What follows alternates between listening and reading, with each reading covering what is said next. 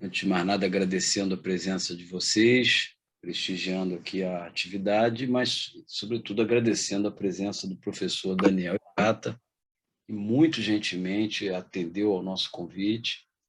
Daniel é professor do Departamento de Sociologia da UF e, entre outras atividades, coordenador do Núcleo de Estudos dos Novos Ilegalismos, o famoso, já famoso GENI, que é um laboratório importante do Departamento de Sociologia da UF, que vem realizando uma série de pesquisas e produzindo também artefatos importantes para um melhor conhecimento a respeito dos fenômenos mórbidos que caracterizam as metrópoles brasileiras, com a chegada de grupos armados nos territórios populares. É um fenômeno que não é novo, mas vem se aprofundando com a experiência das milícias. Entre outras contribuições relevantes, o Daniel e o Geni fizeram no ano passado o mapa dos grupos armados na metrópole do Rio de Janeiro, na região metropolitana, que foi, sem dúvida nenhuma, para nós aqui do Departamento de Ciências Sociais e profissionais das ciências sociais, eu acho que uma evidente demonstração da importância, né, de uma sociologia voltada para a produção de artefatos como esse, né? O debate público mudou com esse mapa, né? Eu acho que todo mundo, de alguma maneira, tomou contato com ele, e eu acho que isso faz com que o Daniel tenha se tornado aí uma personalidade importante, mas eu acho que ano passado ele ganhou um enorme protagonismo nesse debate, um debate que nós sabemos é absolutamente fundamental para a nossa democracia, né? O avanço das milícias e, ao mesmo tempo, a forma como sobretudo no Rio de Janeiro, mas não apenas em outros estados, as polícias militares e civil lidam há muito tempo com as favelas e os territórios populares, né? Culminando com o massacre do Jacarezinho. Por essas razões, nós, professores do departamento, convite ao Daniel, e nós combinamos com ele uma atividade inicial de 40, 50 minutos. Ele vai apresentar um pouco das pesquisas que vem fazendo e das reflexões que vem fazendo, e, em seguida, a gente abriria aí para uma rodada, uma ou duas, obviamente pedindo que quem quiser fazer perguntas seja breve, né, para a gente devolver a palavra ao Daniel e conseguir, talvez, encerrar essa atividade em torno de 12h30, que eu acho que estava brincando com ele aqui, que 12h30, 12h40 já começa a ficar um horário perigoso, acorda cedo, né? Então, Daniel, mais uma vez, muitíssimo obrigado, a palavra é sua, e estamos aqui com muito prazer aí para te ouvir. Bom dia, então, a todas e todos. Queria agradecer imensamente o convite, enfim, agradecer a todo o corpo docente do Departamento de Ciências Sociais da PUC, agradecer particularmente meu querido amigo Marcelo, que eu tenho profunda admiração, saudar aí, então, como é uma aula inaugural, né, saudar os discentes todos, mas particularmente aqueles que estão chegando, né,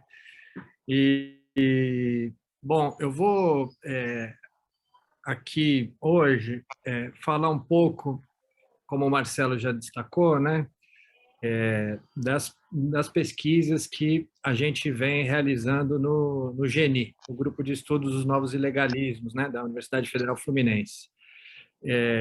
Queria dizer que, enfim, o GENI ele é um grupo que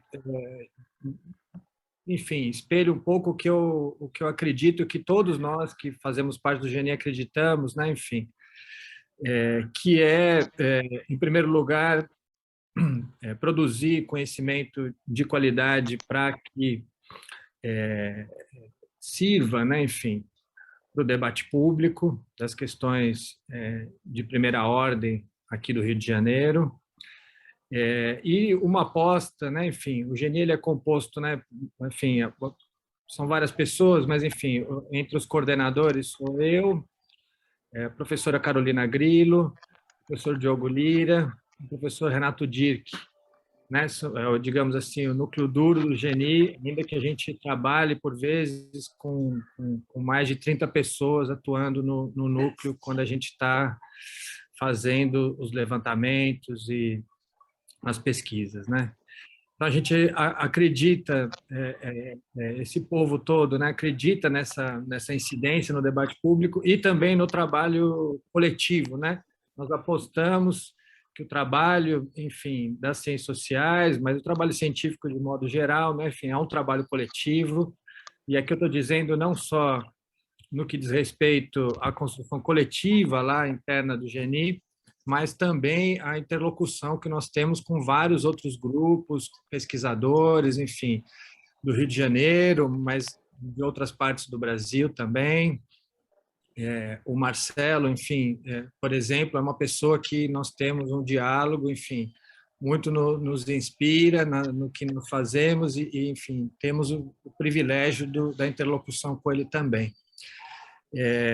Enfim, o GNI trabalha basicamente com temas relacionados, né, à sociologia da violência, à sociologia urbana e à sociologia dos mercados, né, sociologia econômica, digamos assim, né? São os temas principais do GNI. Eu vou apresentar aqui hoje alguns dos resultados mais recentes do que saiu nos últimos anos, né, sobre a questão da violência, né, no Rio de Janeiro, particularmente no que diz respeito à violência de Estado e à letalidade policial. Então, eu vou fazer aqui, rapidamente, eu preparei um PowerPoint para dinamizar um pouco aqui a nossa conversa. Vamos ver se dá tudo certo. Eu vou compartilhar a tela aqui. Está dando para ver, né, pessoal? Maravilha. Sim. Então, eu queria, assim, em primeiro lugar, né, situar essa questão da letalidade policial no Rio de Janeiro, né? Então, para vocês terem uma dimensão do problema que diz respeito ao uso estatal da força, né? A gente começa com alguns dados oficiais disponíveis, né? Enfim, em escala mundial, ou seja, a América Latina, que concentra 8% da população mundial, estou arredondando um pouco os números, tá? Para ficar mais fluido nossa conversa. Mais ou menos 8% da população mundial responde por quase 40% de todos os homicídios do planeta. São quase mais de 140 mil homicídios por ano, em média, né, nos últimos anos. Desses 140 mil homicídios de toda a América Latina, o Brasil concentra mais ou menos 60, 65 mil, né, enfim, homicídios na região. Portanto, o Brasil, com 3,6% da população mundial, responde por quase 20%, por 18% dos homicídios do planeta. Ou seja, a América Latina é a região mais violenta do mundo e o Brasil concentra o maior volume desses homicídios. Isso é relativamente conhecido, mas para a gente chegar mais próximo da nossa realidade, a pergunta e da nossa questão, sobretudo, né, enfim, a pergunta crucial seria, então, a seguinte: quanto desses homicídios, dessas mortes, são cometidos pelo Estado? Então, apenas para a gente ter uma coisa comparativa, né? Enfim, pegando os dados dos Estados Unidos, né, a gente sabe que as polícias dos Estados Unidos elas são conhecidas por serem polícias muito letais, racistas, com problemas de violência bastante importantes, vide o caso de George Floyd, dentre vários outros, né? Enfim. nos últimos 5 anos, todas as polícias dos Estados Unidos mataram, em média, 450 pessoas por ano. E no Brasil, que é campeão mundial das mortes praticadas por policiais, nós temos quase 6.000 mortes por ano. Desses 6.000 mortes, nos últimos anos, pelo menos nos últimos 4 anos, cerca de 25% dessas pessoas mortas pelas forças policiais se concentravam no Rio de Janeiro. Então, no ápice disso, que foi em 2019, nós tivemos 1.810 pessoas mortas no Rio de Janeiro decorrentes das ações policiais. Ou seja, num estado com 16 milhões de habitantes, a polícia mata 4 vezes mais do que a soma das mortes praticadas por todas as polícias dos Estados Unidos, que é um país de mais de 320 milhões de habitantes.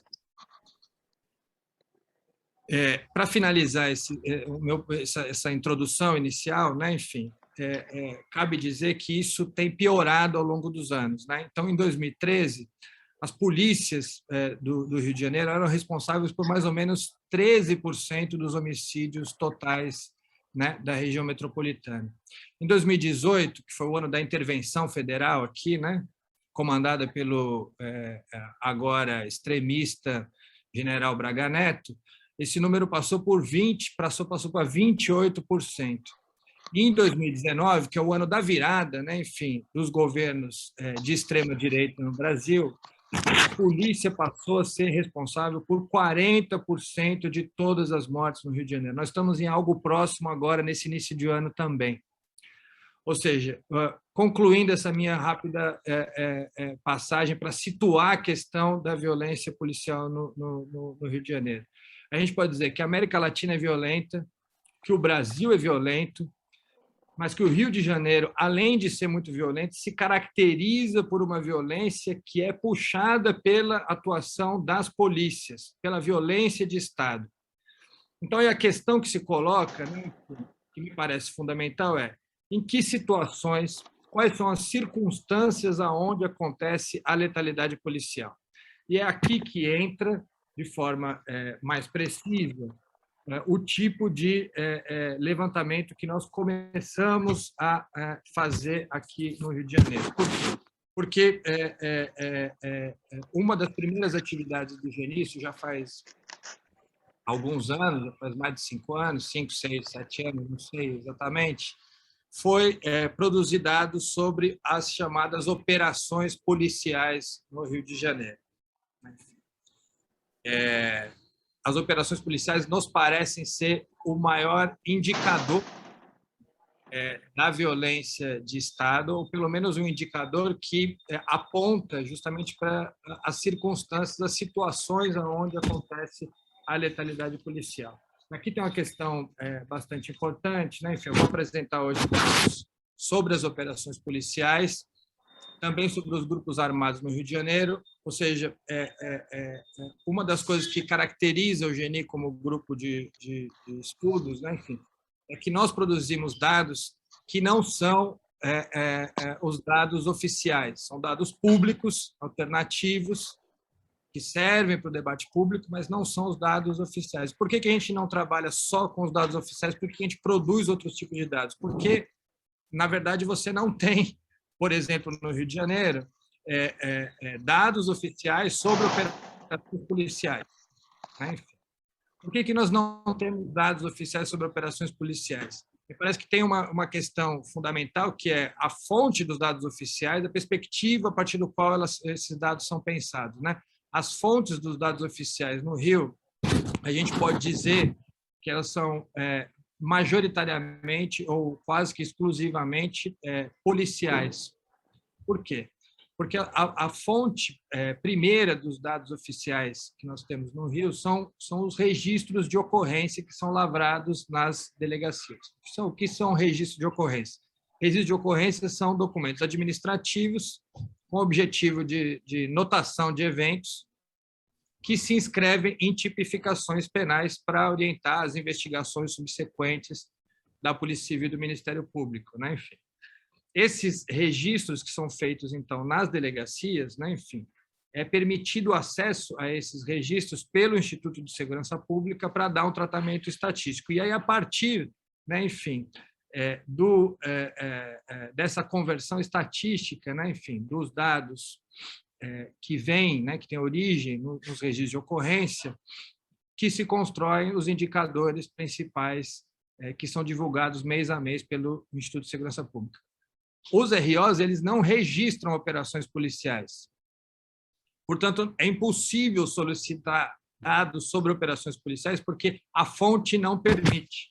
Além do que, nós temos, eu não vou entrar nesse detalhe, né, mas nós temos uma série a construção, né, dos indicadores em si é uma questão, porque ela indica a perspectiva a partir do qual os dados vão ser analisados, né, enfim. E não há interesse que seja tornado público, que seja formalizado com um indicador oficial a questão das operações policiais, ainda que as operações policiais sejam, como eu falei antes, as circunstâncias onde acontece a letalidade policial.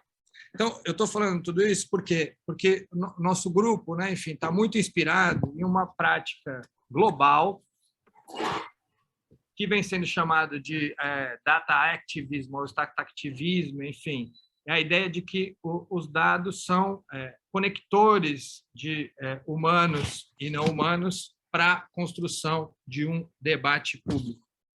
Vou aqui avançar no meu painel. Pode que tenha uma... Ué, ele não foi aqui. Deveria avançar, né? Eu vou avançar, eu vou tentar... ver aqui. Agora sim. Então, tem uma questão fundamental que é essa ideia da construção do espaço público através dos dados, né? Enfim, é aí que entra a quantificação das operações policiais e também o mapa dos grupos armados, como eu vou falar em seguida. Todo esse debate tem como um dos seus precursores e, enfim, inspiradores do ponto de vista intelectual, né? Enfim, o Alain de Rosière, que é um estatístico e sociólogo muito importante, que transitou nos grupos de sociologia mais importantes da França, todos eles, o grupo de Pierre Bourdieu, Boltanski, o grupo de Bruno Latour, de Michel Calon, enfim, trabalhou com Thévenot também, enfim, é uma figura central da sociologia francesa. Ele tem um livro que é referência, que chama Política dos Grandes Números, em que ele faz a seguinte definição que eu acho precisa, eu vou ler aqui para vocês. O espaço público não é apenas uma ideia vaga, abstrata e normativa que deve ser respeitada, mas também um espaço historicamente e tecnicamente estruturado e limitado que permite o acesso a informações disponíveis a todos por meio da consistência e da permanência política e cognitiva de objetos que servem por referência aos debates e que podem ser sempre questionados. Enfim, o pode ser sempre questionado é muito importante porque isso institui o espaço público como um lugar, para usar os termos do Rancière, né? Enfim, da dissonância, né? Enfim, termos de equivalência construídos. As estatísticas, como eu disse, são objetos importantes para criar as equivalências necessárias ao debate, mas essas equivalências elas podem ser sempre colocadas em questionamento. Construir dados novos, portanto, que tragam novas questões, faz parte desse movimento de construção do espaço público do nosso ponto de vista. E nós estamos aqui muito inspirados, né, enfim, não só, digamos assim, nessa formulação de cunho mais teórico da sociologia francesa, mas também na atuação de uma série de organizações situadas aqui no Rio de Janeiro que foram muito importantes, né, enfim, e que são ainda muito importantes para a construção do espaço público informado a partir de dados públicos alternativos. Eu estou pensando aqui, por exemplo, na rede de desenvolvimento da Maré, que foi a primeira que fez o levantamento sobre operações policiais. É uma coisa impressionante, né? Enfim, a qualidade de dados que eles produzem sobre operações policiais na Maré é excelente, ou seja, eles têm, para vocês terem uma ideia, eles têm uma rede de mais de 140 pessoas que, no momento das operações policiais, vão em loco, né, coletar as informações, né? Eu posso falar mais disso no momento das perguntas, né? Enfim, tivemos também o Centro de Estudo de Segurança e Cidadania, né, enfim, da Universidade Cândido Mendes, que é uma referência em diversos indicadores de dados públicos alternativos no Brasil, produziu diversos relatórios importantes, inclusive criou observatório, né, enfim, da intervenção, no momento da intervenção federal no Rio, depois virou observatório da segurança, atuando agora em 5 estados. Nós temos a plataforma também Fogo Cruzado, que eu acho que muita gente aqui deve conhecer, né, enfim, que realiza um levantamento sobre tiroteios, né, no Rio de Janeiro e em Recife, que também é um dado fundamental para o nosso cotidiano, infelizmente, né, enfim, mas que também não estava disponível do ponto de vista do debate público, né, enfim. Então, quer dizer, todas essas organizações são parceiras nossas, evidentemente, elas têm contribuído, ou seja, o GNI não trabalha sozinho, trabalha em rede sempre para construir, digamos assim, um debate público informado por dados, né? Enfim. Eu acho que isso, parênteses, né? Eu acho que isso particularmente importante neste momento do Brasil, onde todas as instituições de produção de dados confiáveis vêm sendo atacadas pelo governo federal. Seja o caso do INPE para a questão das queimadas da Amazônia, a demora para se fazer o censo, né? Enfim, pelo IBGE, as universidades, né? Enfim, nós temos as instituições que produzem dados que podem ajudar a informar o debate, né? Enfim, elas vêm sendo sistematicamente atacadas e isto não me parece casual, por isso reforça-se o papel, né? Enfim, da construção desses dados. Bom, a questão, então, para a gente avançar, seria mais ou menos a seguinte, né? Enfim, o que é possível dizer ou quais questões novas se colocam a partir desses levantamentos sobre operações policiais, sobre os grupos armados no Rio de Janeiro.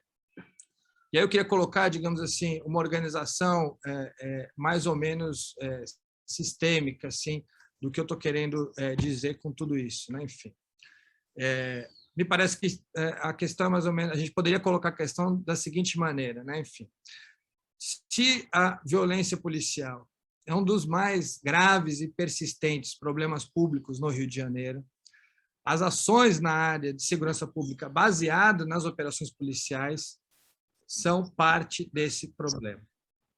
As operações policiais, elas são o principal instrumento da ação pública nessa área da segurança, no caso do Rio de Janeiro, isso é uma particularidade fluminense, né? Enfim, e eu digo que o principal instrumento da ação pública porque é onde se concentram os recursos financeiros, tecnológicos e humanos, né? Enfim, mas elas funcionam de uma maneira totalmente ao revés, né? Enfim, da lógica dos direitos, das políticas públicas, né? Enfim, e, portanto, elas funcionam segundo uma outra lógica que eu vou tentar trabalhar aqui com vocês. O que isso significa? O que significa essa outra lógica? Por um lado, as operações policiais elas se baseiam no uso indiscriminado da força sobre a população negra, pobre e residente de favelas, enfim, ou seja, é o que eu estou chamando aqui de brutalidade e ineficiência programática, eu vou explicar isso. E, por outro lado, as operações policiais elas também funcionam a serviço de interesses privados, quando não criminais, como é o caso da participação em milícias. Nos dois casos, seja brutalidade policial, seja o que nós nomeamos como corrupção, né, enfim, quase nunca você tem responsabilização legal, né, com relação a esses atos. A taxa de arquivamento, né, a pedido do próprio Ministério Público, chega a mais de 99% dos casos. Ou seja o uso abusivo da força ou o uso criminoso da força, né, enfim, eles são reforçados pela certeza da impunidade e a não responsabilização, né?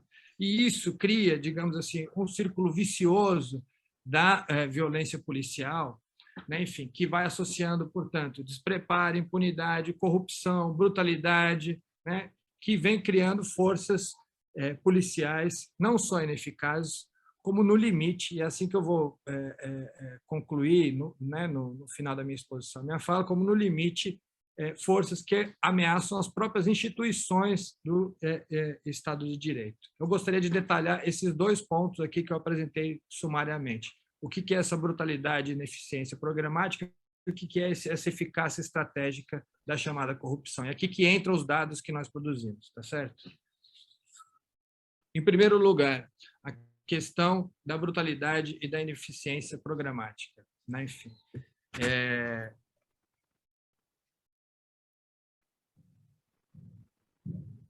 nós elaboramos, com base, né, enfim, nos nossos dados de operação, 2 relatórios que eu queria apresentar muito sumariamente aqui. No site do GNI tem todos os relatórios disponíveis, tá? Então, estou fazendo aqui um resumo dos nossos argumentos, né? Enfim.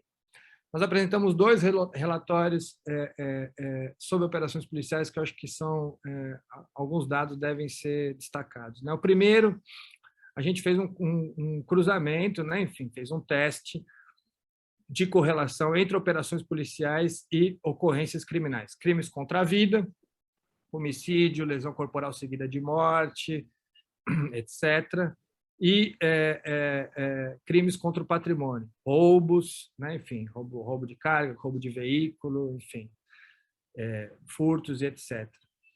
E a ideia era, portanto, tentar estabelecer qual seria a associação, né, entre as operações policiais e essas ocorrências. O que nós descobrimos quando da construção desse teste, né, enfim, é que as operações policiais não só não estavam correlacionadas a uma diminuição dos crimes contra a vida e dos crimes contra o patrimônio, mas, inclusive, estavam atuando, estavam associadas, né, ao seu incremento, ou seja, o número maior de operações policiais está relacionado a um aumento dos crimes contra a vida, particularmente os homicídios, né, enfim, e dos crimes contra o patrimônio, né? Isso me parece que é um dado muito importante, né, enfim, porque uma das justificativas públicas, né, enfim, para a existência de tantas operações policiais no Rio de Janeiro é o controle do crime. E quando nós fazemos um teste que nós mostramos que não só as operações são ineficientes para o controle do crime, mas que elas atuam no seu incremento, esse argumento fica um pouco complicado e exige da gente procurar explicações alternativas, né? Enfim. Eu posso detalhar, tudo que eu estou falando eu posso detalhar nas perguntas, tá? Mas é que eu queria fazer uma passagem mais ou menos geral. Um segundo relatório, para pensar essa ineficiência programática das operações policiais, foi quando a gente construiu, né, enfim, um indicador de eficiência das operações policiais. Isso foi no quadro de uma audiência pública que nós participamos no Supremo Tribunal Federal, né? Enfim, a ideia era construir um instrumento que pudesse amparar as decisões, né, enfim, sobre a limitação ou não das operações. Vou falar disso em seguida. Nós construímos esse indicador e chegamos a um dado bastante impressionante, trabalhando dados de operações nos últimos 15 anos, que apenas 1,7% de todas as operações policiais foram consideradas eficientes, ou seja, quase 85% das operações tiveram resultados pouco eficientes, ineficientes, e 12% delas foram consideradas desastrosas. Não há outra palavra para exprimir, né, enfim, situações como foi o caso da operação no Jacarezinho, uma operação desastrosa, né, enfim. Bom, aí a questão que se coloca, portanto, né, enfim, visto que as operações aparecem como ineficazes, né, enfim, do ponto de vista do controle dos grupos armados e do crime comum, bom, então, a que serve uma operação policial? Né? Enfim, aqui pequeno parênteses, né? Enfim, uma das nossas inspirações maiores para fazer a interpretação desses resultados tem a ver com algumas das considerações de Michel Foucault, em Vigiar e Punir, quando ele tem um argumento mais ou menos semelhante, só que aí para o caso das prisões. Lá na terceira parte do livro, ele diz, bom, as prisões, desde o seu nascimento até agora 75, quando a publicação do livro, elas foram sempre consideradas ineficientes do ponto de vista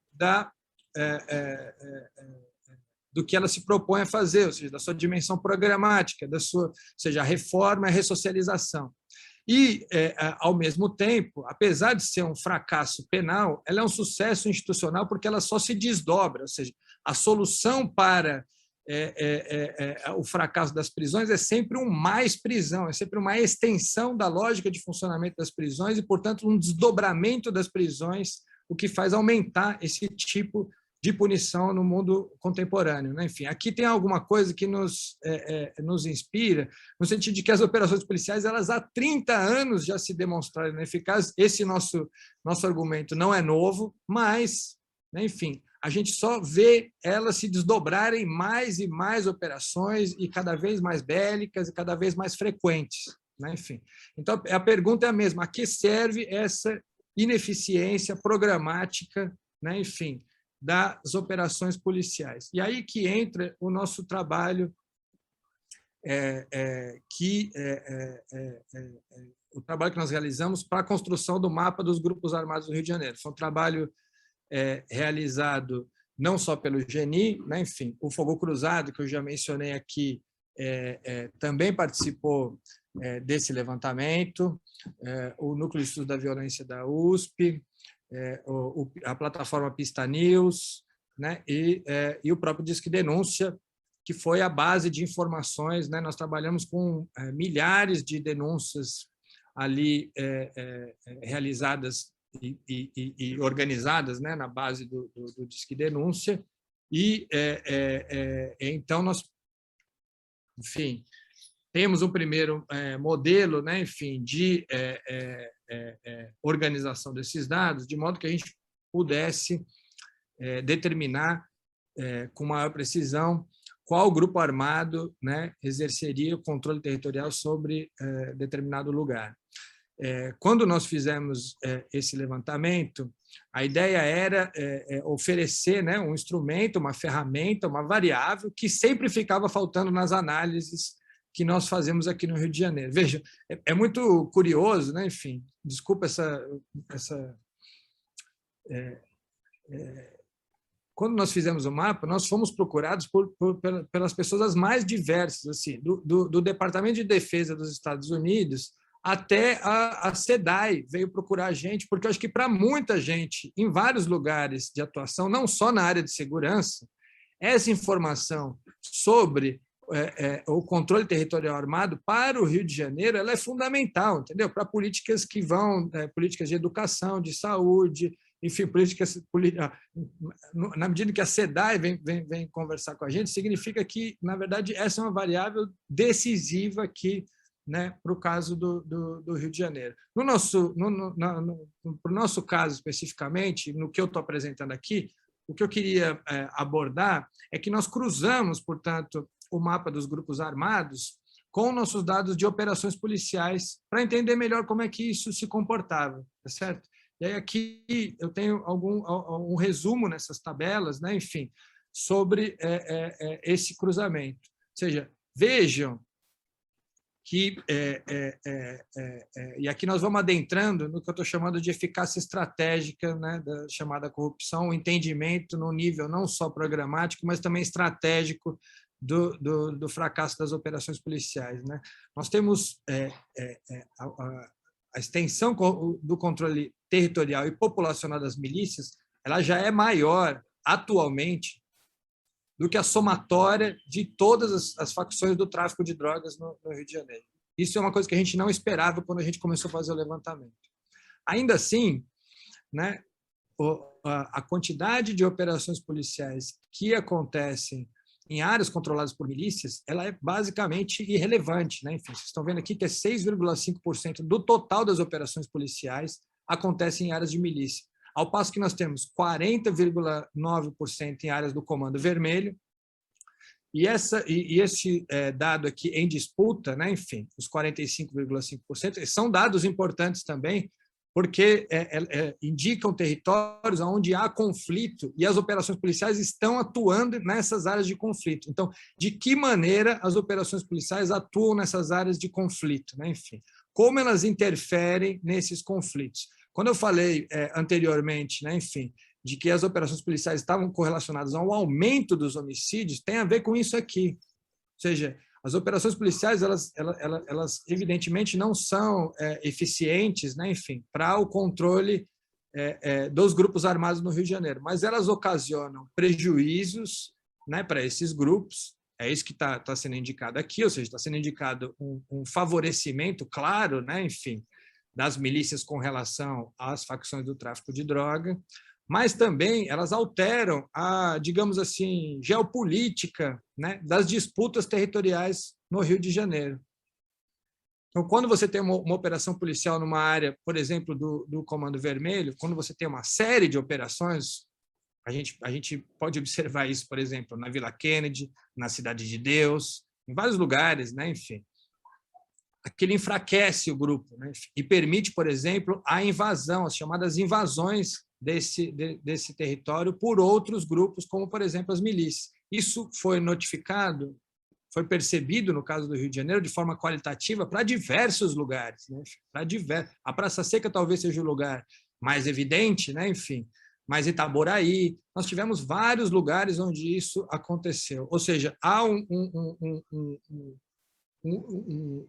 nível estratégico onde as disputas pelo controle territorial armado, muitas vezes elas estão funcionando, digamos assim, em conjunto, elas são pensadas em conjunto com a realização das operações policiais. Como nós não tínhamos até então dados objetivos, né, enfim, para fazer esse tipo de constatação, isso ficava numa coisa mais ou menos assim, ou no nível da impressão, ou no nível da denúncia, digamos assim. E o que parece que a gente vai percebendo, então, agora, trazendo dados novos, né, enfim, é que essas operações elas têm um viés estratégico bastante evidente, né, enfim. Bom,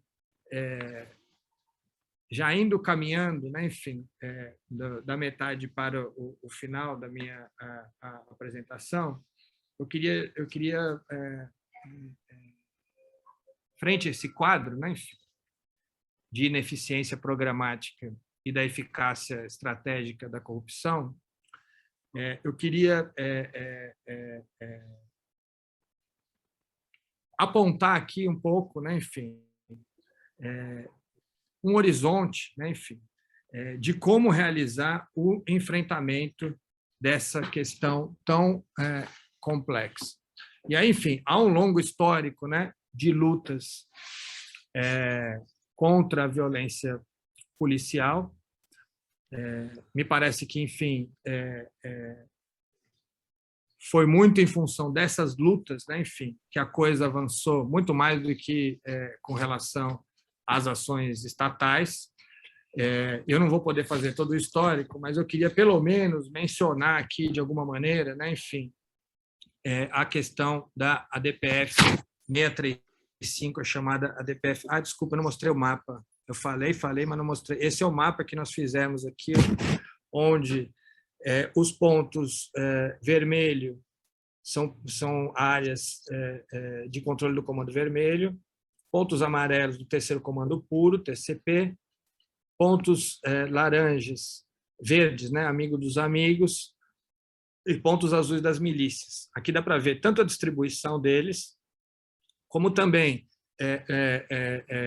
no shape de baixo, né, enfim, em verde, nós vemos o número de operações policiais. E aí é possível identificar claramente, né, enfim, que as áreas onde estão posicionadas, né, enfim, as facções do tráfico de drogas, elas têm um volume, né, um verde mais escuro ali, muito maior do que aquele onde estão as milícias. E é importante dizer, enfim, podemos conversar sobre isso ao longo do debate, né, enfim, nesse formato mais recente, as milícias elas se estabeleceram sobretudo na Zona Oeste, dá para ver aqui, né, mas também na Baixada Fluminense.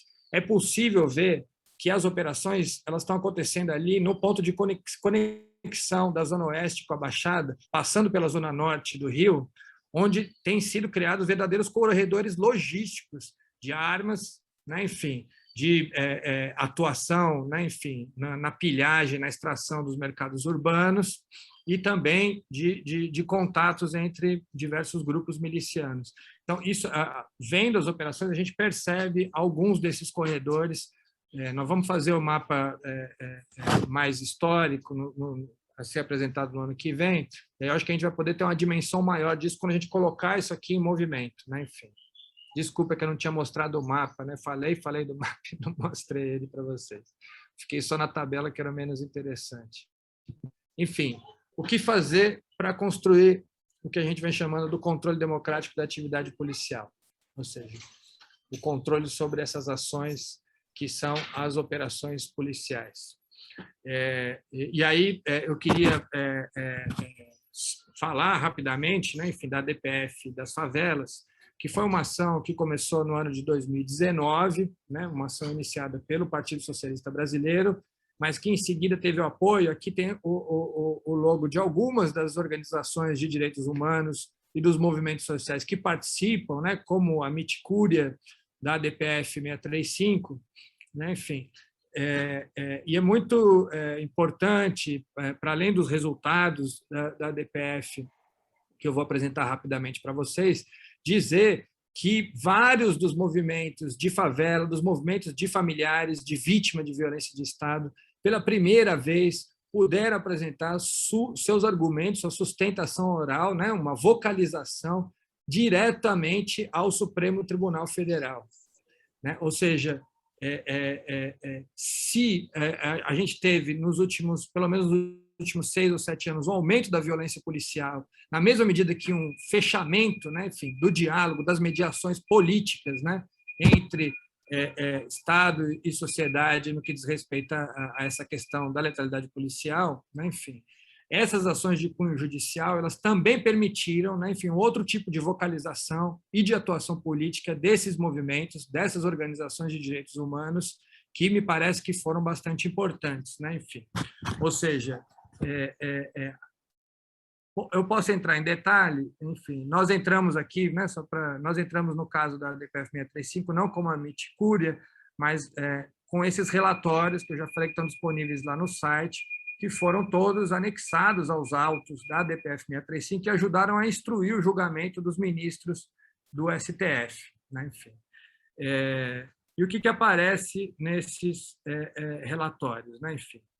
Particularmente no que diz respeito à questão das operações policiais. A DPF 635 ela constrói uma verdadeira revolução no que diz respeito à área de segurança pública, com uma série de pedidos, desde a petição inicial, que são cruciais para a resolução dos nossos problemas nessa área de segurança pública, né? Enfim, são coisas, digamos assim, que não são são meio básicas, né? Enfim, a independência das perícias, né? A prioridade de investigação para os homicídios cometidos por policiais envolvendo crianças, né? Enfim, a utilização de ambulâncias durante as operações policiais, né? A não utilização de escolas e unidades de saúde como base operacional. São questões, assim, num plano programático, digamos assim, da redução dos efeitos perversos da letalidade policial, como eu estava falando agora há pouco, né? Enfim, no dia 4 de junho,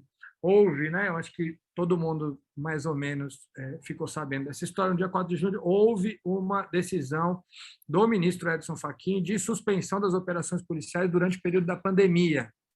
Por quê? Porque no início do ano passado, quando a pandemia ela estava aumentando drasticamente, né, enfim, as operações policiais elas também estavam aumentando. Então, nós tivemos, na verdade, uma situação dramática. O caso do menino João Pedro, né, enfim, foi muito emblemática disso, né, enfim.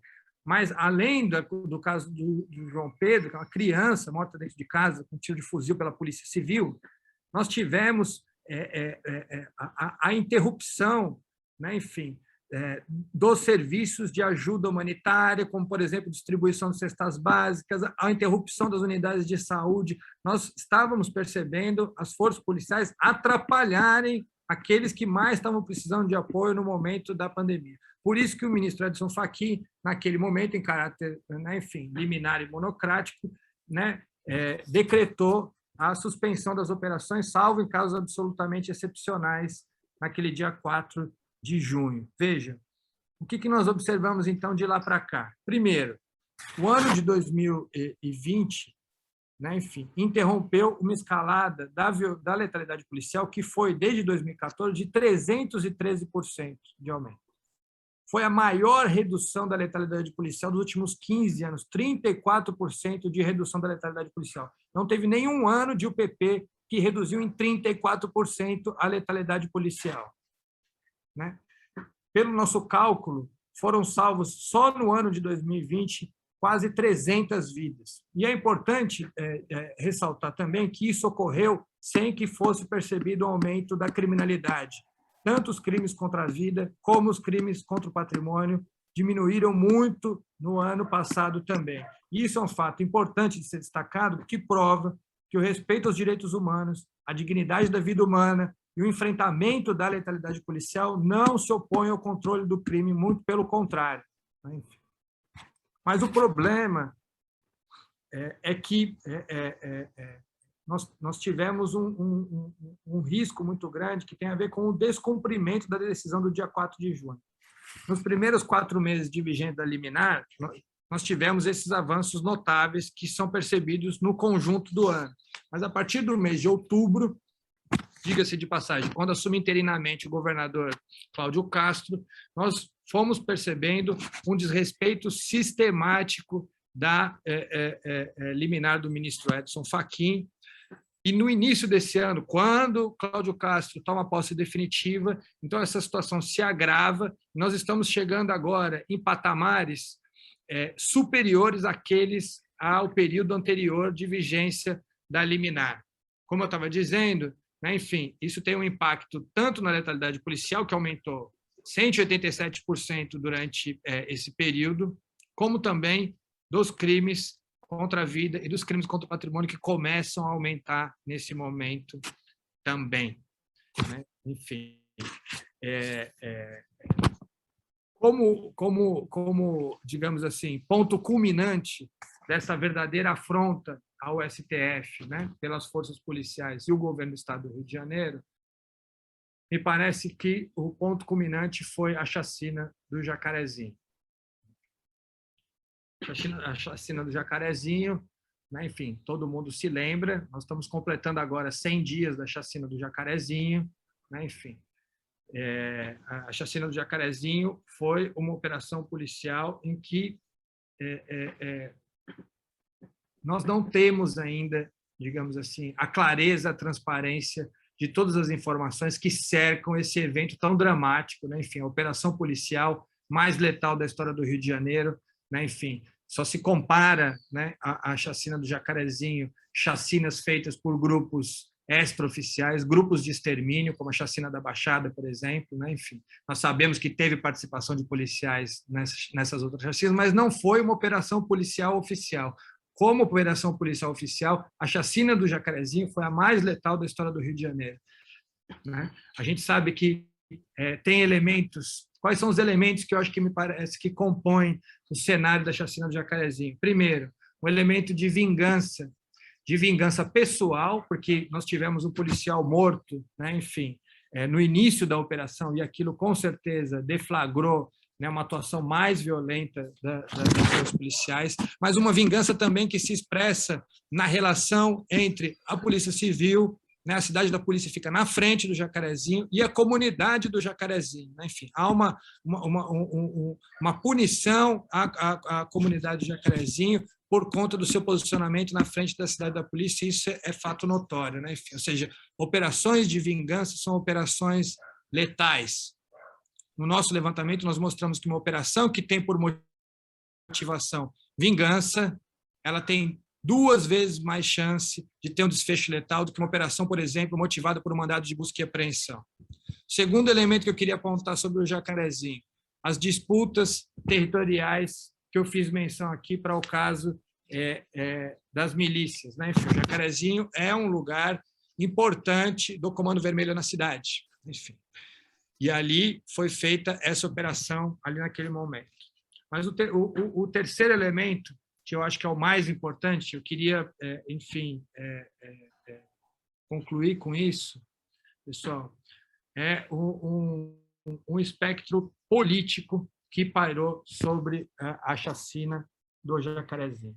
Quer dizer, o que nós podemos perceber? Em primeiro lugar, o nome da operação, Operação Exceptis, fazendo referência à decisão que eu já mencionei do ministro Edson Fachin sobre a restrição das operações policiais, salvo em casos absolutamente excepcionais. Essa operação se chamou Exceptis. Nós tivemos a construção de uma cena de deboche em que o menino foi colocado sentado com o dedo na boca numa cadeira de plástico, menino morto, como se ele estivesse chupando o dedo. Em seguida, né, enfim, nós tivemos uma coletiva da Polícia Civil do Rio de Janeiro, né, com um discurso terrível do subsecretário da Polícia Civil, Rodrigo Oliveira, que disse que havia um ativismo judicial do Supremo Tribunal Federal impedindo o trabalho da polícia. Veja como essa é uma fala que ecoa de forma, inclusive nos termos, de forma muito próxima, aquilo que vem sendo encampada pelos grupos autoritários que governam esse país nesse momento, né? Enfim, inclusive o presidente Jair Bolsonaro esteve algumas horas antes no Rio de Janeiro em reunião com o governador Cláudio Castro para estreitar os laços entre o Estado e a União. Bom, no dia seguinte da operação, o vice-presidente Mourão já nem economizou palavras para dizer que eram tudo bandido. O presidente Jair Bolsonaro utilizou as redes sociais para falar, na verdade, atacar a mídia e a esquerda e elogiar a atuação da Polícia Civil. Houve uma postagem do Ministério comandado pela ministra Damares, que foi apagada no dia seguinte dessa manifestação do presidente. O governador Cláudio Castro diz que a chacina foi um ato de libertação do povo. E a Procuradoria-Geral do Estado falou que foi uma operação pela vida. Vejam, gente, há elementos, me parece, suficientes para a gente perceber o que aconteceu no Jacarezinho, né? Enfim, como uma ação política dirigida não só para o Supremo Tribunal Federal, mas, como eu estava dizendo, para ali, no caso do Jacarezinho, as instituições do Estado de Direito. Enfim, pelo fato de você desrespeitar, afrontar e debochar da Corte Suprema do Brasil, entendeu? Há uma questão ali, claro, a questão principal no caso do Jacarezinho foram as 28 vidas perdidas, né? Enfim, mas como uma questão subsidiária que nos ajuda a entender o ocorrido e as consequências que isso vai ter para o nosso futuro, é importante estar atento a estas sinalizações que foram muito evidentes para o caso do Jacarezinho, né? Então, para concluir, eu não sei, eu acho que eu já estourei o meu tempo, né? Enfim, o que eu queria dizer aqui para vocês, concluindo, né? Enfim, é que nós temos um problema de violência de Estado e da letalidade policial, em particular no Rio de Janeiro. Isso é uma questão histórica que se agravou nos últimos 6 ou 7 anos, se aprofundou depois dos governos de extrema-direita, né, enfim, eleitos em 2018. Né? Isso nos ceifa muitas vidas diariamente no Rio de Janeiro. Agora, há um problema que corre em paralelo ao problema da letalidade policial, que é a sua utilização política. Né? Enfim. E eu acho que isso tende a piorar daqui até as eleições. A mobilização, a atenção, né? Enfim, da sociedade civil, ela é fundamental para que a gente possa construir formas de reação a isso. E eu acho que, desse ponto de vista, o que eu apontei no início, né, o controle democrático da atividade policial, o controle democrático sobre o uso da força, não é só mais uma questão de segurança pública. Me parece que ela coloca em cena também, né, a própria existência, o próprio horizonte de uma questão democrática no Brasil. Enfim, essas são um pouco as minhas, a minha primeira intervenção. Eu espero que eu tenha sido claro, não muito apressado, e o que não ficou claro, ou que eu falei de modo talvez um pouco genérico, eu posso aprofundar nas perguntas aí que vocês, porventura, queiram fazer. Tá bom? Muito obrigado, gente. Daniel, muitíssimo obrigado aí por sua aula tão importante. Eu vou aqui, pelo menos por enquanto, economizar palavras, porque eu acho que o meu papel nesse momento é muito mais o de convidar alguns professores, estudantes, quem está nos assistindo, que eventualmente queiram fazer alguma pergunta, alguma questão. Vou deixar só já a minha, mais imediata, que é muito mais até mais do que uma pergunta, é uma solicitação. Se você puder depois falar um pouquinho mais, que eu acho que você trouxe já essa questão, que é muito importante, né? Que envolve a questão dos dados, né? Acho que é um desafio gigantesco, né? Porque nós lidamos num terreno onde há uma óbvia preocupação em se dificultar o acesso às informações administrativas, né? Acho que a história do Instituto de Segurança Pública, inclusive, fala disso, né? Quer dizer, um lugar importante que foi criado no Rio de Janeiro e que foi esvaziado, e de como vocês, então, produzem essas informações, essas inferências, porque são inferências, né? Da presença, como você falou, inesperada até certo ponto, da milícia na maior parte do território antes ocupado por grupos de traficantes, né? Enfim, então, falar um pouco mais desse processo, vamos dizer, do bastidor desse mapa, né? Acho que essa é uma demanda aí que passa muito pelo aspecto da metodologia também, né? Você falou, mas se você puder aprofundar, te agradeço. Deixo aqui a minha fala, minha pergunta ou minha demanda para você. Enquanto os nossos colegas aí vão eventualmente se organizando, tem questões que estão chegando pelo chat, né? A princípio, a ideia é que essa sala do Zoom funcione um pouco como um auditório. A gente estaria hoje num auditório fazendo essa atividade, então se alguém quiser falar também, tá? Mas, de qualquer maneira, o chat é uma boa ferramenta. Então, Eu te respondo, Marcelo, ou espera... Não, vamos fazer uma rodada, né? Acho que a Celina pediu a palavra, professora Celina, e depois, aí, se outros quiserem falar, a gente abre e faço depois uma leitura rápida aqui das perguntas ou questões que foram trazidas no chat, tá? Celina. Bom dia. Oi, bom dia, já é boa tarde a todos. Foi muito bom, Daniel, muito bom e assustador ouvir tudo que você faz e disse. Eu queria te perguntar algo bem específico, bem atual. Ontem houve a prisão, se eu não me engano, do Rafael, eu não me lembro o sobrenome, que é secretário de Segurança Pública aqui do Rio, não é isso? Da administração penitenciária. Administração. SEAP. Eu queria que você examinasse esse fato, se você tem dados para saber o que está acontecendo para se levar essa prisão, se isso é encenação, se isso tem a ver com alguma iniciativa séria. Eu fiquei muito surpresa, né? Muito surpresa, porque, de um lado, revelou o que é a atuação do governo, a atuação patife do governo do Estado, e, ao mesmo tempo, essa ação policial. Era isso. Obrigada.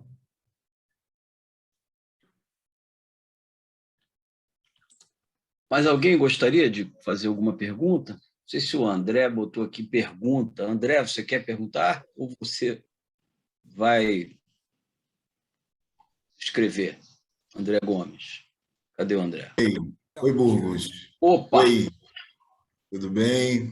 Eu estava escrevendo aqui, mas posso fazer a pergunta para o... Por favor. Pirata? Tudo bom? Prazer. Sou André Gomes. Prazer, Daniel. Conheço você dos textos, né? Agora que, pessoalmente, sou aluno do departamento, estou terminando o doutorado agora, né?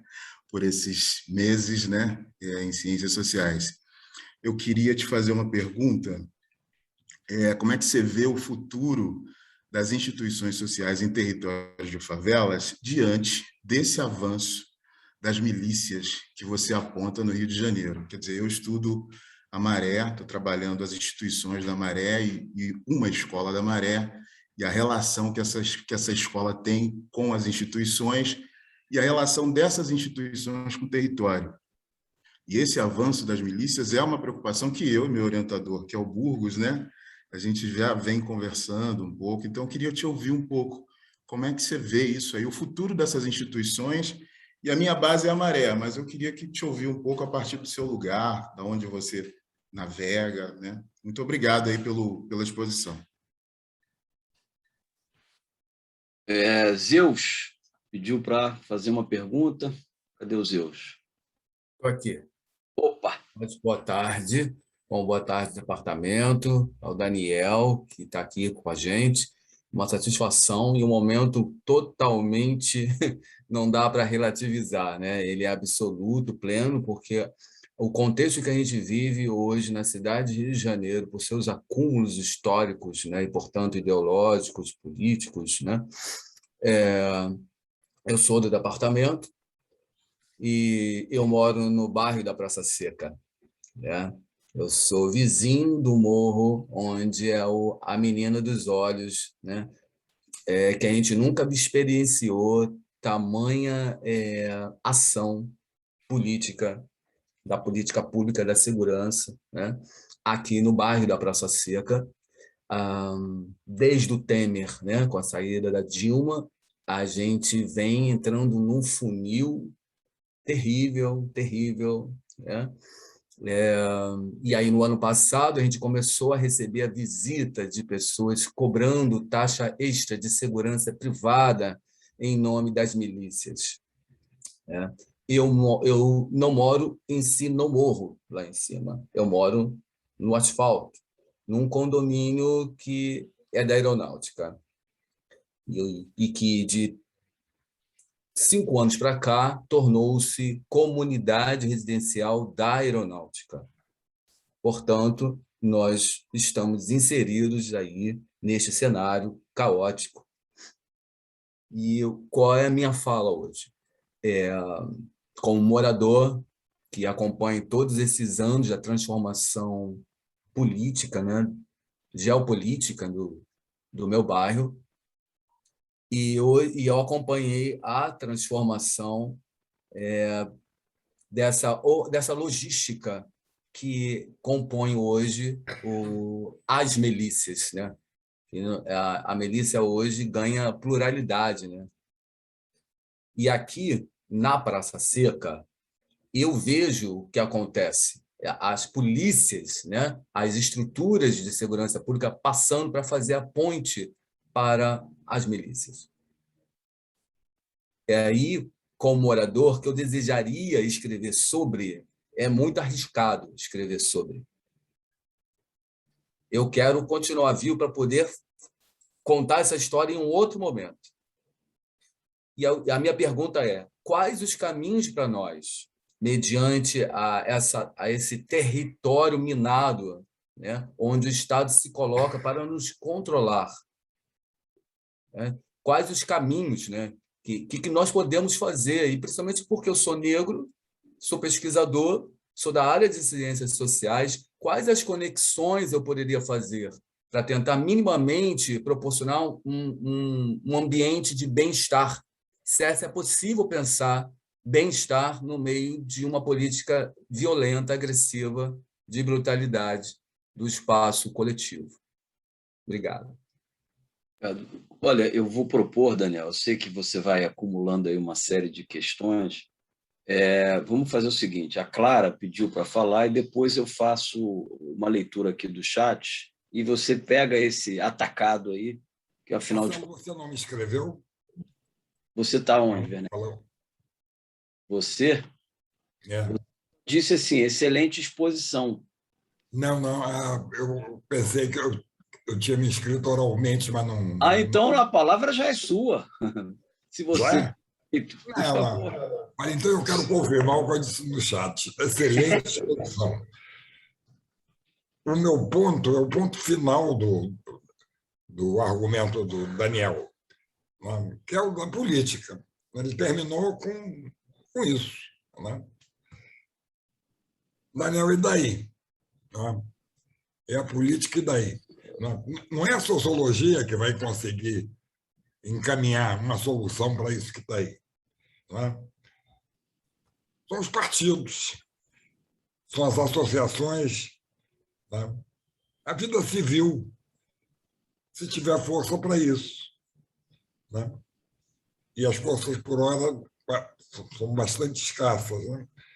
Como você pensa articular, né, essa incursão sociológica que você faz ao mundo da política? Essa é a pergunta.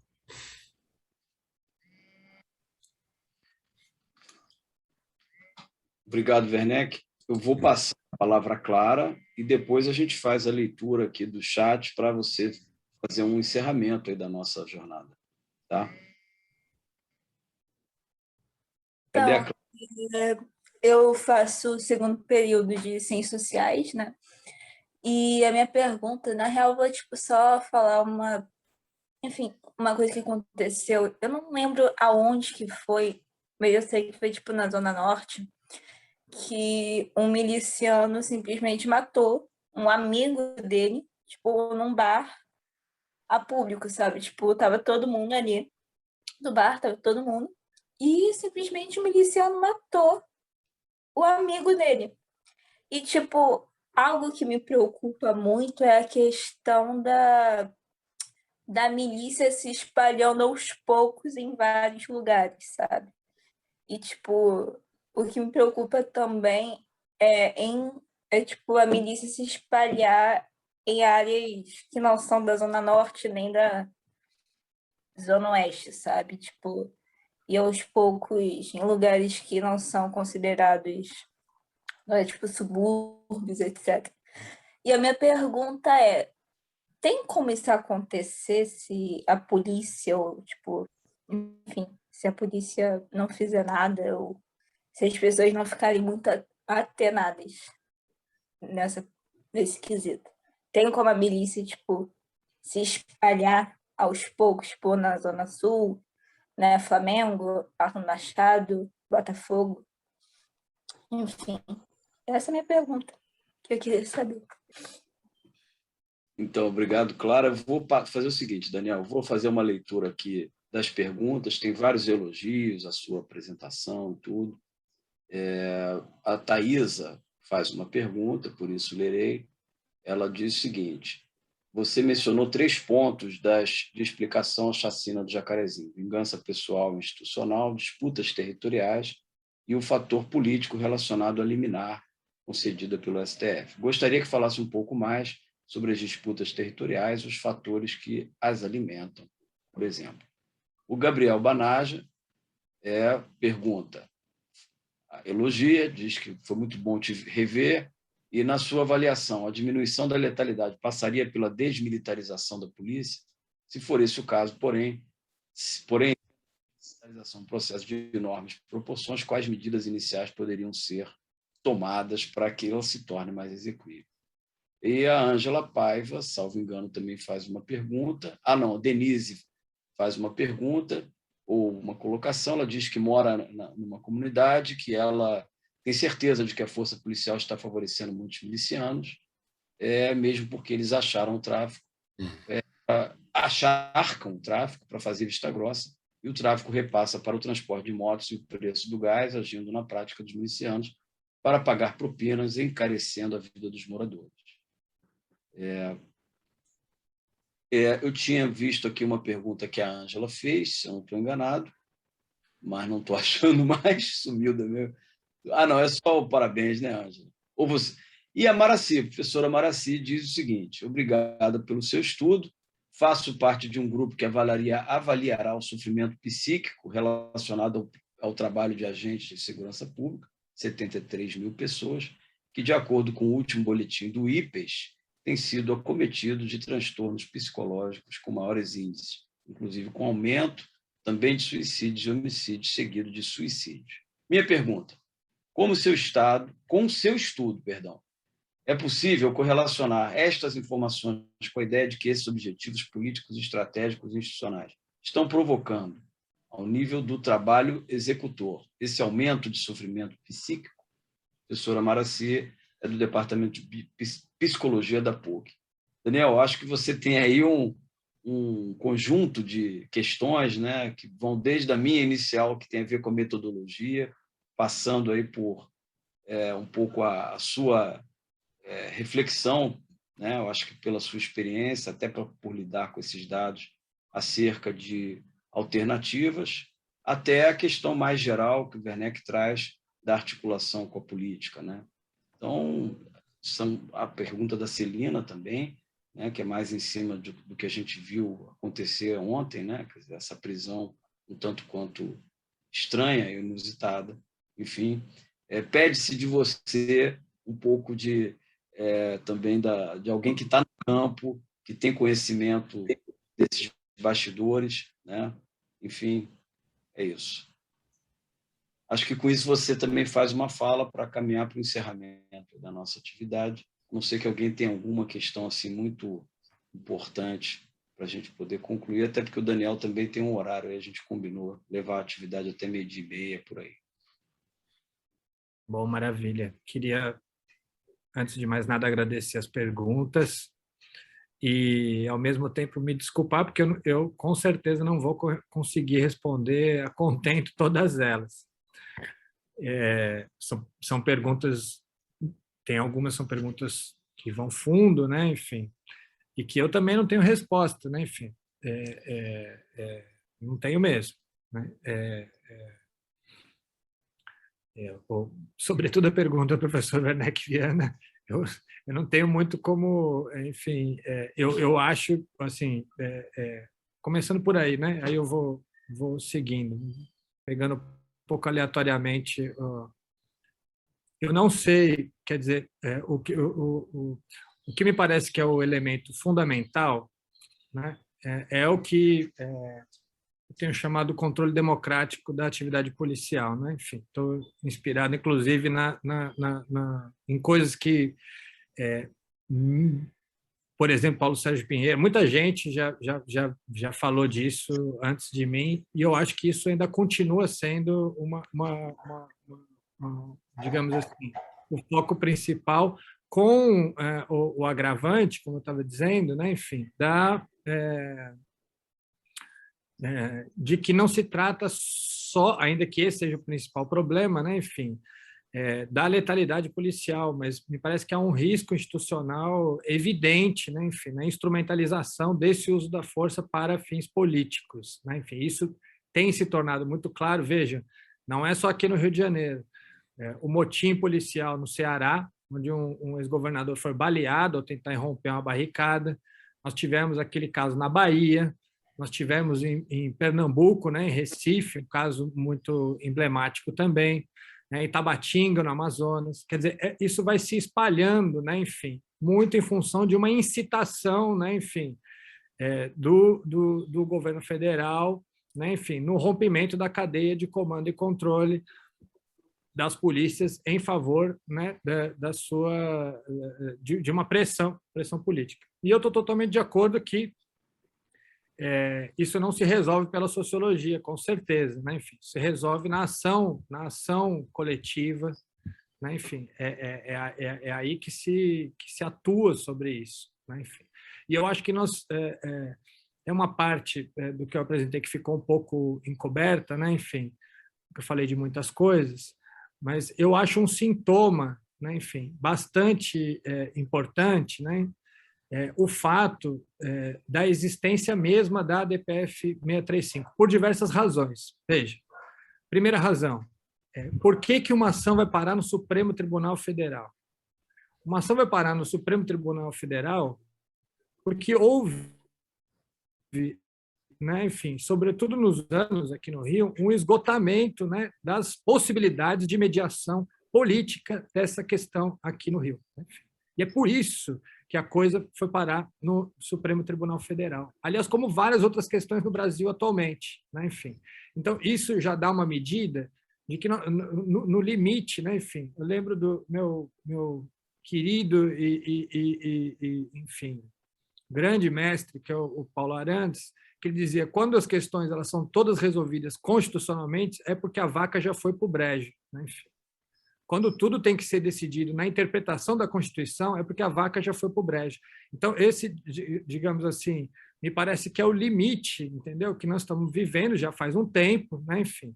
E temos, sim, a DPF 635 mostrou a força da sociedade civil fluminense, né? Enfim, isso ficou muito evidente. Nós temos ali na DPF diversos movimentos de familiares de vítima, as principais organizações de direitos humanos, pesquisadores, defensoria pública, enfim, partidos políticos. Nós temos muita gente envolvida na grande coalizão que se formou na DPF 635, na DPF das favelas, e eu acho que aquilo ali, além de ter conseguido resultados efetivos durante um certo tempo, mostrou que essa articulação, que eu acho que é o que você estava fazendo referência, né? Enfim, ela pode ter, sim, o potencial de fazer avançar sobre essas questões, e vejo que conseguiu se avançar sobre essa questão um pouquinho, pelo menos, nesse contexto que é dos piores que nós já atravessamos no país. Ou seja, eu não quero fazer também, enfim, o discurso catastrofista, né? Enfim, me parece que há, sim, possibilidades de organização social e política para o enfrentamento dessa questão. Né? Enfim, sei lá, não é bem uma resposta, mas é um pouco retornando à reflexão do ponto de vista que eu consigo ver a coisa toda, né? Porque eu acho que isso está muito para além do que eu poderia articular. E aí, enfim, no caso, né, enfim, a minha aposta, foi isso que eu tentei expor no iniciozinho, né, da minha intervenção, a aposta é que, do ponto de vista das pesquisas, né, enfim, das ciências sociais em particular, a gente entra reforçando essa construção, né, enfim, de dados que ajudem a informar, né, a impulsionar essa mobilização. Nós nem somos, veja, a miticúria no processo da DPF 635, nós produzimos relatórios técnicos que ajudam a construir, né, enfim, o problema. Então, assim, claro, a amplitude de atuação de nós sociólogos, cientistas em geral, ela é muito pequena, né, enfim, e eu acho que é assim mesmo. Mas é o que dá para fazer nesse momento, né? Enfim, eu acredito que essa produção de conhecimento ela possibilita conexões que são importantes para a ação coletiva também, né? Enfim, e aí, Marcelo, eu acho que desse ponto de vista que eu fiz menção, o ISP foi um grande avanço. Se a gente for pensar em nível nacional, né, o Instituto de Segurança Pública é uma referência, porque ele tem autonomia com relação à atuação, enfim, já nem temos mais Secretaria de Segurança Pública no Rio de Janeiro, mas a ação das polícias, da Secretaria de Polícia Civil e Secretaria de Polícia Militar. Há uma produção de dados que é muito importante, enfim, foi o trabalho de sociólogos, antropólogos, pesquisadores, né? Enfim, perto do que se imaginou para o ISP, até que a sua atuação foi sendo, né, enfim, escamoteada e reduzida, né, enfim. Mas ainda assim, me parece que ele é a forma institucional, digamos assim, de uma ampla mobilização que tem a ver com essa aposta, né, enfim, que os dados podem ser importantes para elaboração de políticas, para a transparência da sua execução e para a sua avaliação também, né? Enfim, então, eu acho que, desse ponto de vista, o ISP é muito importante. Por outro lado, né, o ISP não vai conseguir, a partir, né, dos dados que ele tem disponível, né, enfim, colocar todas as questões que envolvem a área de segurança pública. Então, na verdade, enfim, me parece que o nosso trabalho ele digamos assim, complementar ao trabalho do ISP, tentando levantar questões que não estão ali, né? Enfim, por exemplo, o Centro de Pesquisa do Ministério Público já havia feito um levantamento muito parecido com o nosso, né, com relação à ineficiência das operações policiais, utilizando como proxy a questão da letalidade policial, porque usou os dados do ISP. nós conseguimos avançar um pouquinho mais, porque tínhamos dados de operações, né? Enfim, com o mapa dos grupos armados, né? A gente gostaria de ter, digamos assim, um diálogo para que o mapa pudesse ter uso, né? Enfim, de diversas maneiras, né, possíveis. Então, quer dizer, eu acho que essa é a ideia, né? Enfim, com relação à questão um pouco mais técnica, né? Enfim, de construção do mapa, nós trabalhamos com um volume muito grande de denúncias, né? O Disque Denúncia, vocês sabem, é um centro, né? Enfim, o CIP, né? Enfim, que recebe as denúncias feitas pela própria população, né? Enfim, e a partir daí ele tem uma base de dados que tem alguns dados fechados e um campo descritivo. Nós trabalhamos basicamente com o campo descritivo das denúncias. E aí, com a utilização de processos enfim, de inteligência artificial, enfim, os famosos robozinhos, né? Enfim, que agora estão sendo utilizados muito em pesquisa, né? Enfim, nós conseguimos fazer uma classificação, uma tipologia, que tinha por base 3 critérios, né? Enfim, controle territorial, controle social e atividades de mercado. Essas seriam, digamos assim, os 3 principais índices, né, para a gente poder determinar que naquele lugar tinha ou não presença de milícias ou do Comando Vermelho, do Terceiro Comando. Então, a gente tem um dicionário, né, enfim, de variáveis que foi sendo construído qualitativamente, né, para que a gente pudesse fazer a programação do robô, né, a partir dessas classificações. Então, só quando nós tínhamos,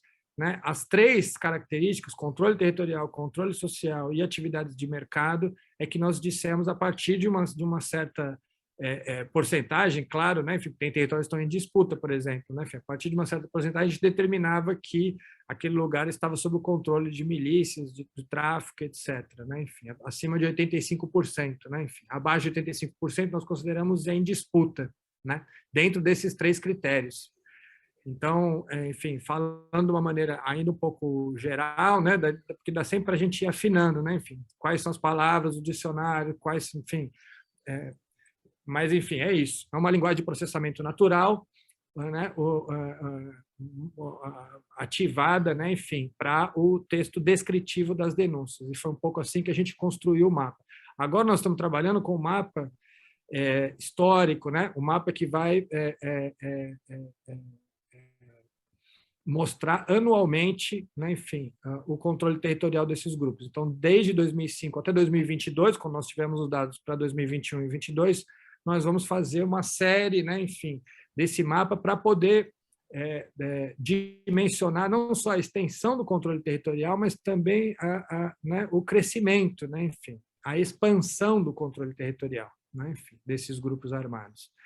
E aí eu acho que isso vai dar ainda mais, vai oferecer mais elementos ainda para análise, né? Quer dizer, agora, para você ter uma ideia, Marcelo, nós estamos trabalhando com algo ao redor de 650 mil denúncias, né? Enfim, um volume de dados muito grande, que exige um trabalho, enfim, metodológico muito minucioso, né? A nossa equipe agora está com mais de 10 pessoas trabalhando, entre programadores, estatísticos, geógrafos, etc., né? Enfim, porque tem a questão dos mapas, do próprio mapa, né? Enfim, nós estamos tentando aperfeiçoar o mapa do Pista News e do MP Mapas para a gente ter polígonos mais precisos de delimitação das favelas e das comunidades do Rio de Janeiro. Isso é um produto em si também do próximo mapa, né? Enfim, a gente conseguir tratar isso com um nível de precisão maior.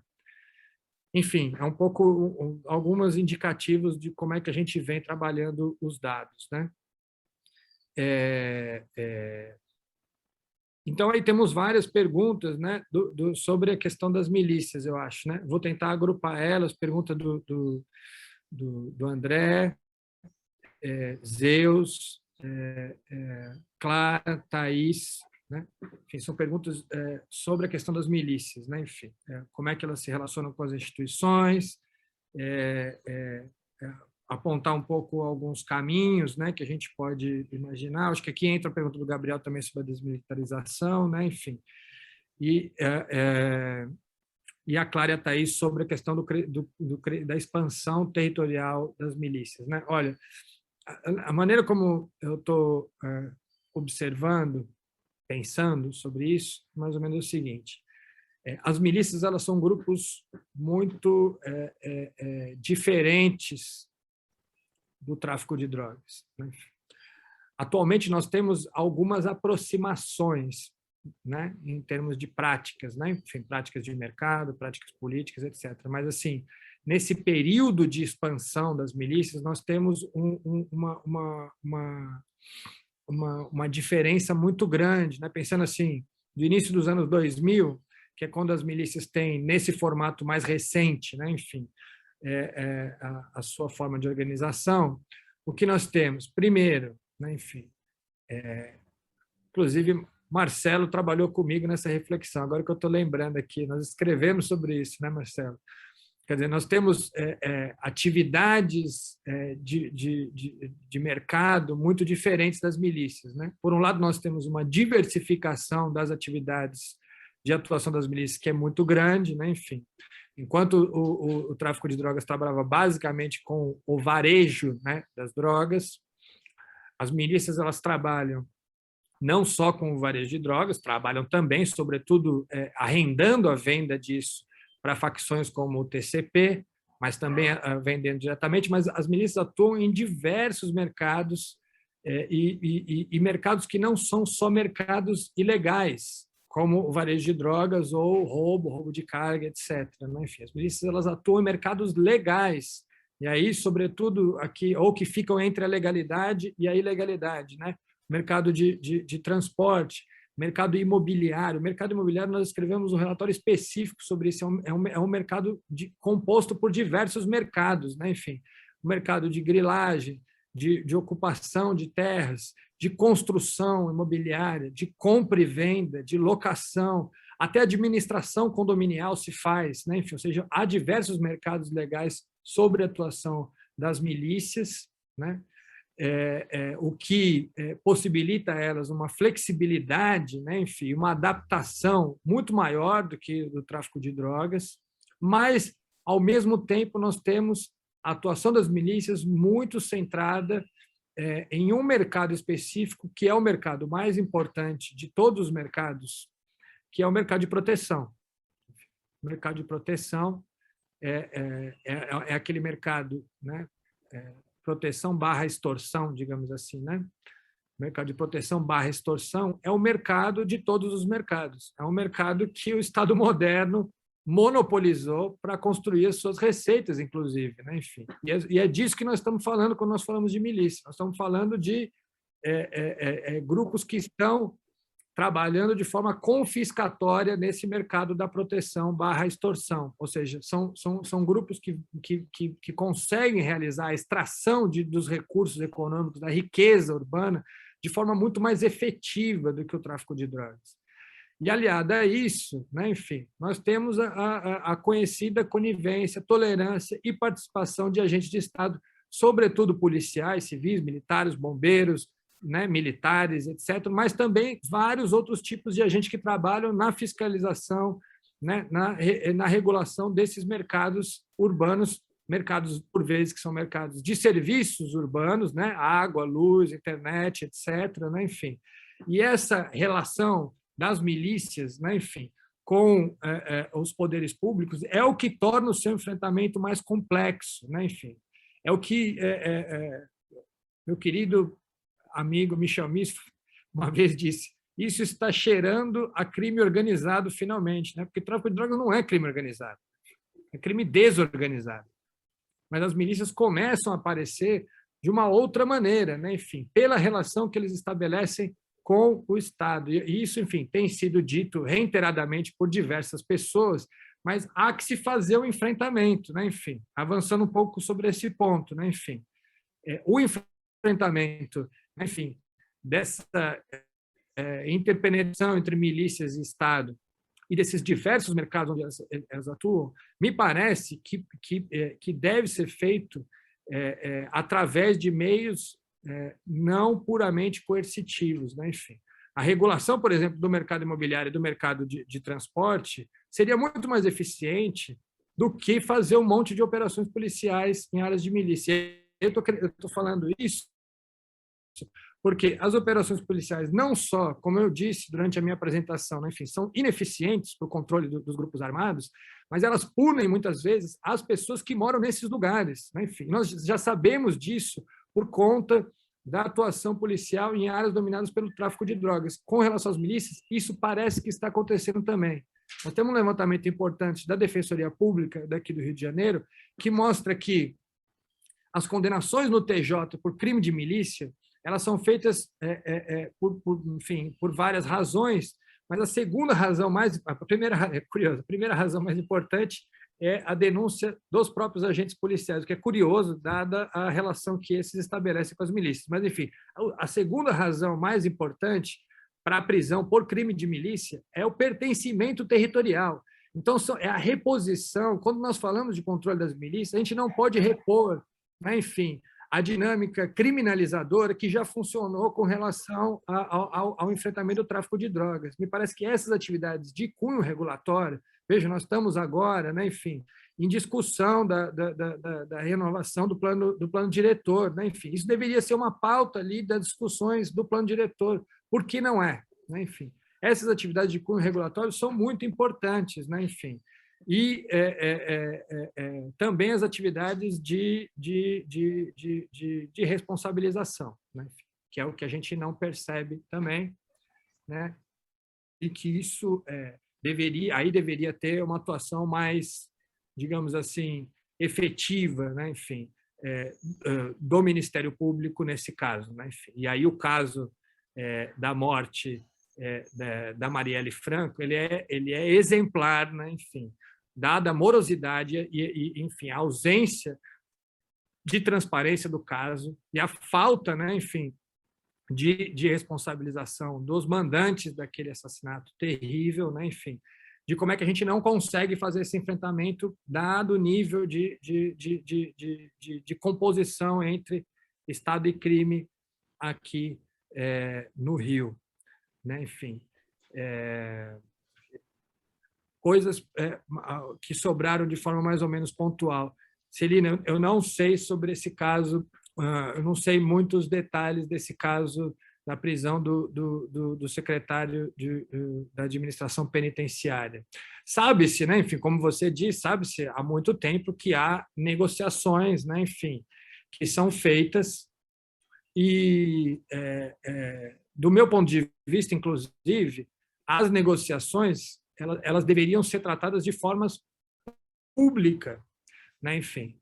As negociações deveriam ser publicizadas. Esse é o problema principal do meu ponto de vista. Enfim, um pouco diferente de como a coisa está sendo pautada nas reportagens que estão saindo. Enfim, veja, pensando os dois caminhos maiores, enfim, de enfrentamento dos grupos armados na América Latina, me parece que a gente tem dois caminhos. Enfim. Tem o caminho mexicano, que é o de intensificação da militarização.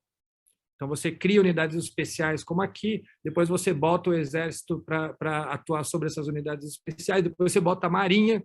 No caso do México, você tem a marinha supervisionando o trabalho do exército, entendeu? Ou seja, você vai aprofundando os níveis de relação desses grupos com o Estado, enfim.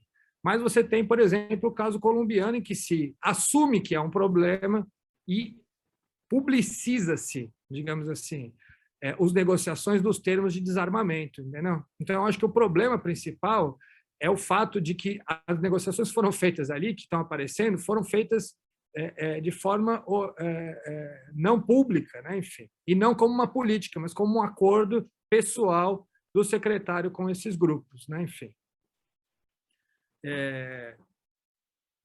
Então, bom, tem a questão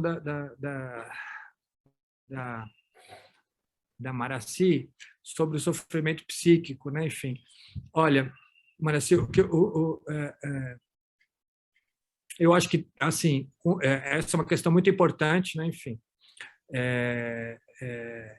Agora, eu acho que ela está associada a fenômenos diferentes daqueles que eu fiz menção aqui na minha apresentação, né?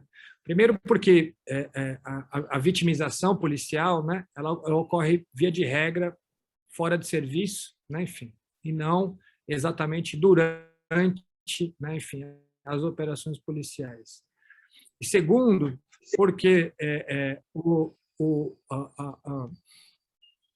o problema que se associa a essa vitimização fora do horário de serviço, né, ela acontece porque você tem os chamados bicos policiais que são feitos para a empresa de segurança privada, mas não só, né, enfim, de forma formal ou informal, e que rompem, né, enfim,